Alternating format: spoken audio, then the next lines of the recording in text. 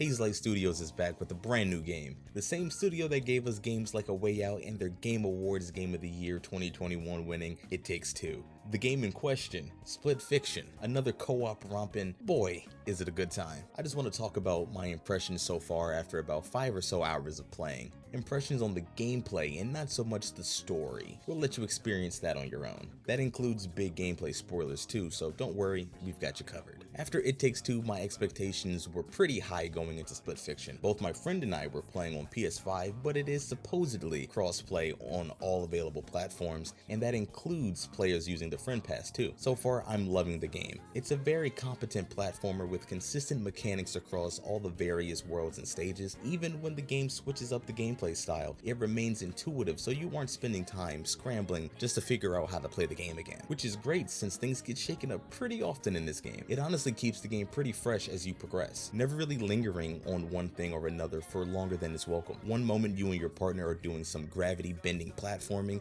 and the next you're in a high-speed chase weaving in and out of the environment and fighting off enemies. As of yet, we haven't come across any of the mini games like there were in It Takes Two, but there's been plenty of these little interactable spots. Silly things like playing on a makeshift seesaw or screwing with your friend as they're in a porta potty. Still, it's really charming, but if you really love those mini games where you competed against your friend, it will be missed. There's also these side story bubbles that take you out of the story that you're already in and into a separate story with a brand new setting and a different spin on the gameplay. Like this one that was showed off in the reveal trailer where you're literally turned into magical pigs. If I had to make a one-to-one comparison, I say that these side story bubbles probably replace the marital spat mini games in spirit. The story and the characters within it aren't really anything to write home about. No pun intended, pun totally intended, but it is enjoyable. And honestly, that really comes down to your own personal taste. You may love how the story unfolds and how the two leads, Mio and Zoe, interact, but it serves its purpose to establish a reason for all the shenanigans that you end up getting into. And that's really all I can ask for. It really sets the stage for how charming this game can be. A really video game feeling video game, if that makes sense. All in all, so far this game has been a joy to play. Just a genuinely good time. A pretty interesting story with an extremely charming vibe. If you have someone to party up with, I wholeheartedly recommend. If you plan on playing this with any of your friends or any of your family, a loved one, anybody,